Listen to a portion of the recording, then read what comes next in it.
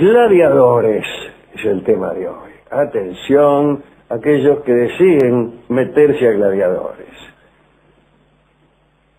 Nerón mandó a erigir su propio circo en la orilla derecha del Tíber, en los jardines de Agripina, allí por donde hoy están San Pedro y las columnas de Bernini. Esta obra era de menores dimensiones que el Circo Máximo, que estaba por ahí cerca también. Y se levantó porque el Circo Máximo solo servía para las carreras de carros. El Circo Máximo era un hipódromo y tenía una gran capacidad, probablemente 200.000 espectadores. Pero no servía para las luchas y para pelear con las fieras y para que las fieras ingirieran a las personas, porque tal como sucede con los hipódromos, tenía una gran extensión para permitir que los carros dieran vueltas una y otra vez, y no tenían la forma de una arena, que fue clásica en los circos posteriores.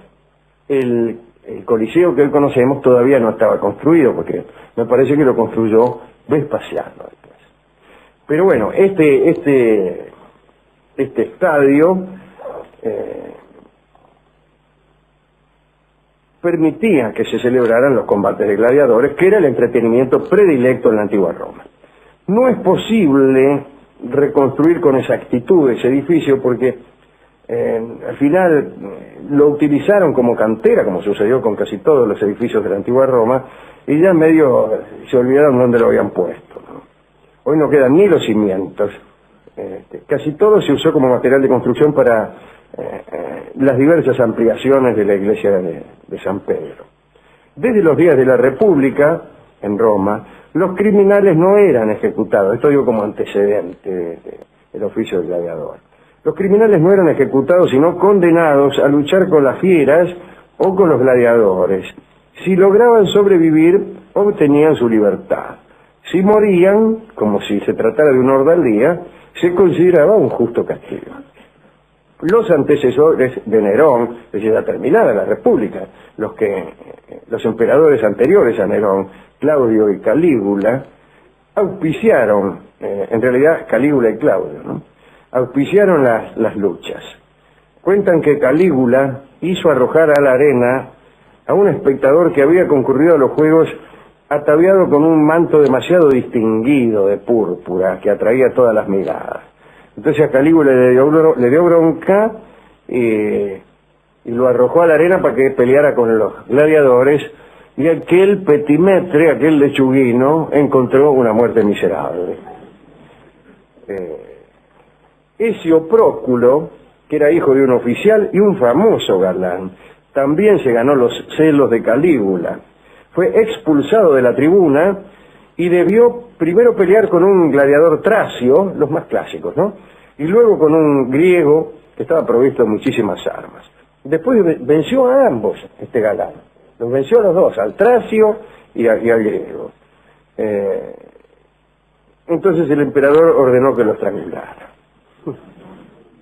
Así que ganaste peor, dijo Calígula, que era una persona poco recomendable. Aunque parezca curioso, en sus años inaugurales como emperador, a Nerón no le gustaban las luchas de gladiadores. Al principio trató de suplantar los combates por otros, acaso más grandilocuentes, pero también fingidos, eran combates de mentiras.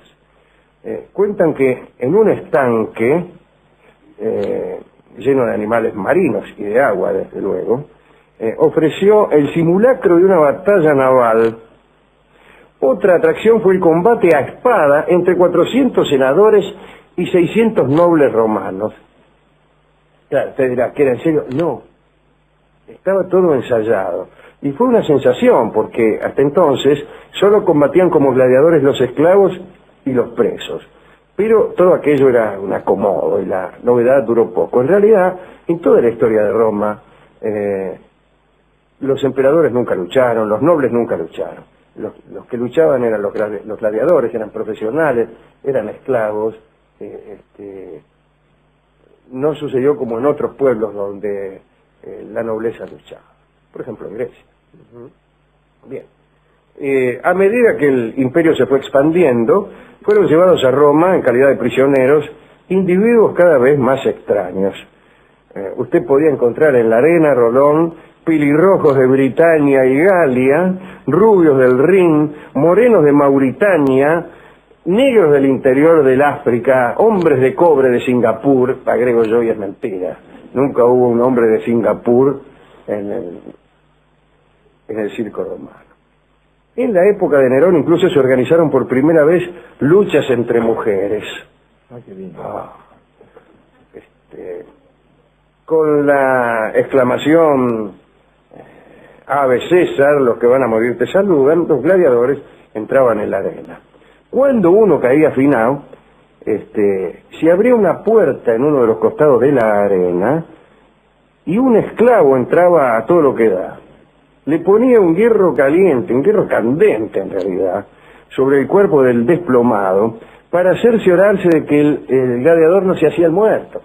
Porque había algunos que, viendo que les iba mal, se hacían los mortadelas, pensando que finalizada la lucha iban a poder escurrirse por alguna puerta lateral, cuando terminara el público de prestarle atención. Pero no, cuando caías en tierra y ponías cara de muerto, es una clásica expresión del teatro y también de las luchas, entonces venía este funcionario con un hierro candente y te lo ponía.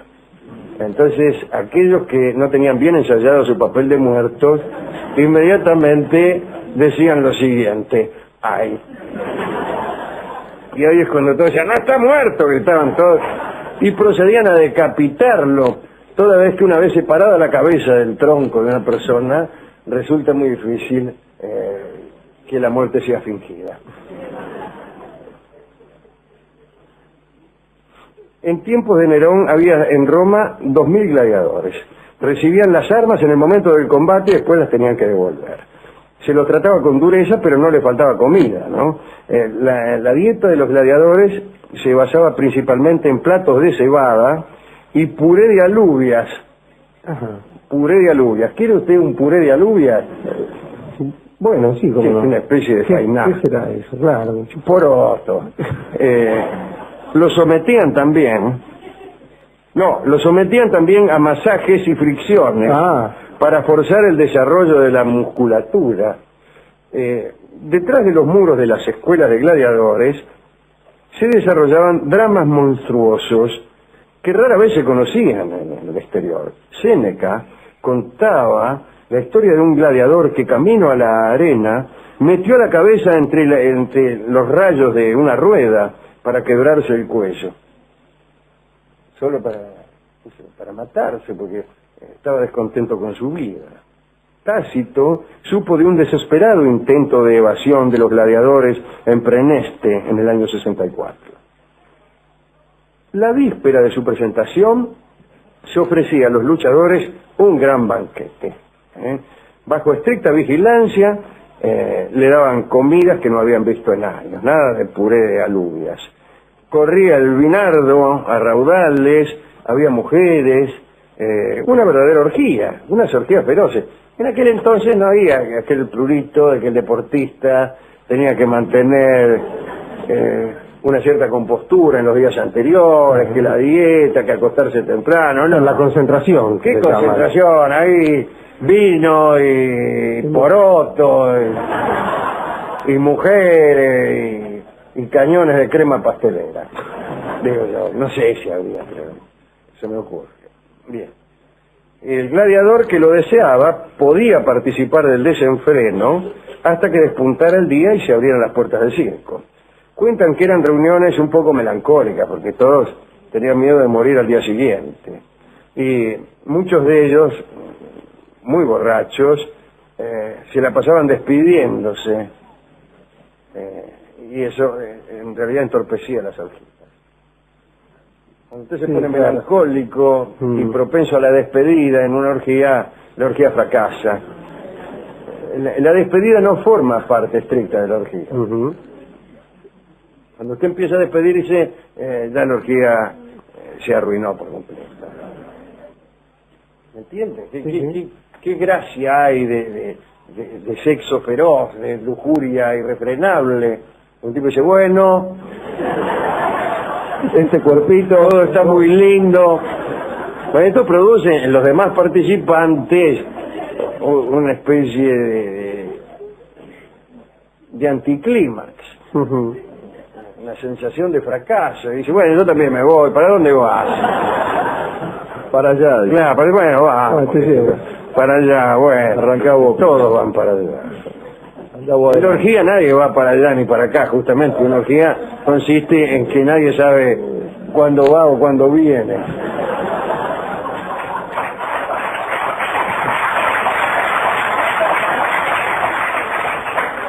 Bueno, y enseguida empezaba la lucha. Llamo la atención sobre la lucha con fieras, que era una particular variedad de los combates de gladiadores, ¿no? Se dice que Marco Fulvio Nobilior, el vencedor de los etolios, organizó en Roma en el año 181 a.C. el primer espectáculo con fieras. Al comienzo era un espectáculo inocente, mostraban ahí unos lagartos, pero luego degeneró. Al regresar de tierras lejanas, los romanos traían animales exóticos como testimonio de sus hazañas. Llegaban con leones, osos, panteras, cocodrilos. Al principio los exhibían en jaulas, pero bien pronto fueron integrados a los juegos circenses y los gladiadores debieron enfrentarlos. ¿Qué mostraron en la jaula? Vamos a pelear contra el oso. Augusto dicen que hizo masacrar en un total de 26 funciones 3.500 animales. No existían entonces reclamos ecológicos.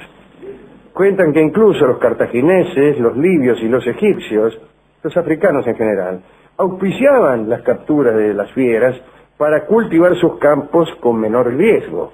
Había en ese entonces en el África muchas fieras. Entonces vos estabas cultivando porotos, por ejemplo, o agachado cosechando papas, y venía por detrás, digamos, un tigre y te comía. Esto producía un gran menoscabo en la agricultura. La ingestión de agricultores por parte de la fiera. Contemos, para cerrar este informe, que con la participación de las fieras en la arena se produjo un error, un descuido. Sucede que algunos gladiadores aprendían a amaestrar a las fieras. Entonces cuando se enfrentaban con ellas, las obligaban a ir a menos. Como quiera que sea, también se utilizaban las fieras amaestradas para algunos actos pomposos. Por ejemplo, Marco Antonio se lució en compañía de la actriz Citeris en un carro tirado por leones. Ese es un sulky, ¿eh? Imagina un sulky con 2 leones. Algunos conseguían que los toros se pararan en 2 patas. Ah, eso no lo he visto nunca. Y bueno, que los elefantes se arrodillaran ante el emperador, eso sí. Sí, el elefante es de arrodillar. El elefante se arrodilla, yo eso he visto, pero toros parados en 2 patas, ¿no? Más. Mire que en las corridas de toros, ¿qué les costaría? Sí, claro. Hacer parar al toro en 2 patas. Pero yo no he visto nunca. Para mí es mentira. Caballo sí, pero toro El caballo sí se para en 2 patas, pero el toro no. Animales que no se paran en 2 patas. A ver. La serpiente.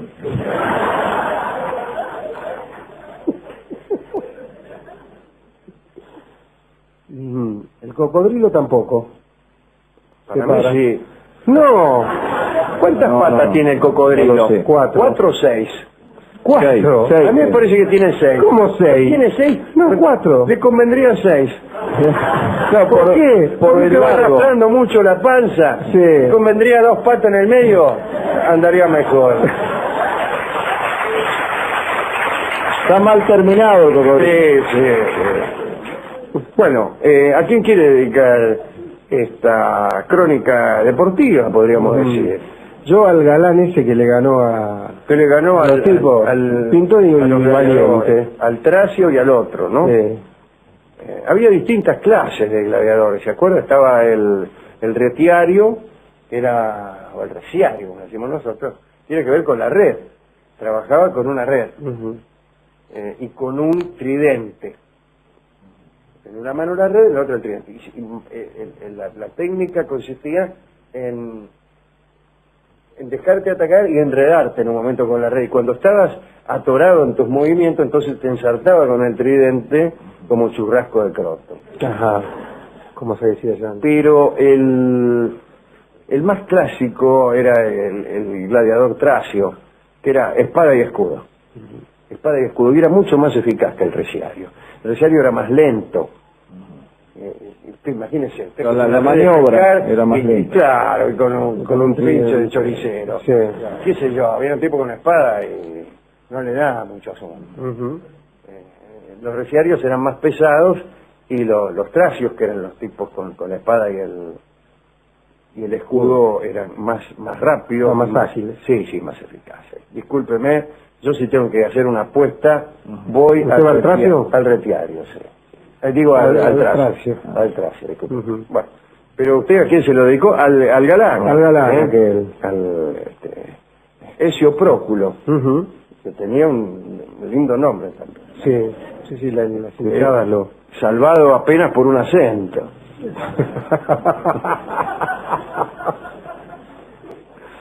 Bien. Hemos resuelto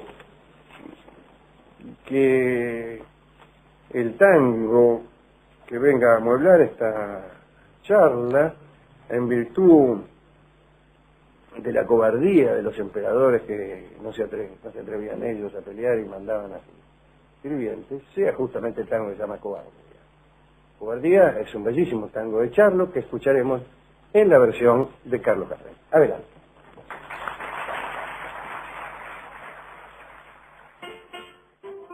Los juegos, ataviado con un manto demasiado distinguido de púrpura que atraía todas las miradas. Entonces a Calígula le dio bronca y lo arrojó a la arena para que peleara con los gladiadores, y aquel petimetre, aquel lechuguino, encontró una muerte miserable. Ezio Próculo, que era hijo de un oficial y un famoso galán, también se ganó los celos de Calígula. Fue expulsado de la tribuna y debió primero pelear con un gladiador tracio, los más clásicos, ¿no? Y luego con un griego que estaba provisto de muchísimas. Gladiadores es el tema de hoy. Atención, aquellos que deseen meterse a gladiadores. Nerón mandó a erigir su propio circo en la orilla derecha del Tíber, en los jardines de Agripina, allí por donde hoy están San Pedro y las columnas de Bernini. Esta obra era de menores dimensiones que el Circo Máximo, que estaba por ahí cerca también. Y se levantó porque el Circo Máximo solo servía para las carreras de carros. El Circo Máximo era un hipódromo y tenía una gran capacidad, probablemente 200.000 espectadores. Pero no servía para las luchas y para pelear con las fieras y para que las fieras ingirieran a las personas, porque tal como sucede con los hipódromos, tenía una gran extensión para permitir que los carros dieran vueltas una y otra vez, y no tenían la forma de una arena, que fue clásica en los circos posteriores. El Coliseo que hoy conocemos todavía no estaba construido, porque me parece que lo construyó Vespasiano después. Pero bueno, este estadio permitía que se celebraran los combates de gladiadores, que era el entretenimiento predilecto en la antigua Roma. No es posible reconstruir con exactitud ese edificio porque al final lo utilizaron como cantera, como sucedió con casi todos los edificios de la antigua Roma, y ya medio se olvidaron dónde lo habían puesto, ¿no? Hoy no quedan ni los cimientos. Casi todo se usó como material de construcción para las diversas ampliaciones de la iglesia de San Pedro. Desde los días de la República, en Roma, los criminales no eran ejecutados. Esto digo como antecedente del oficio del gladiador. Los criminales no eran ejecutados, sino condenados a luchar con las fieras o con los gladiadores. Si lograban sobrevivir, obtenían su libertad. Si morían, como si se tratara de una ordalía, se consideraba un justo castigo.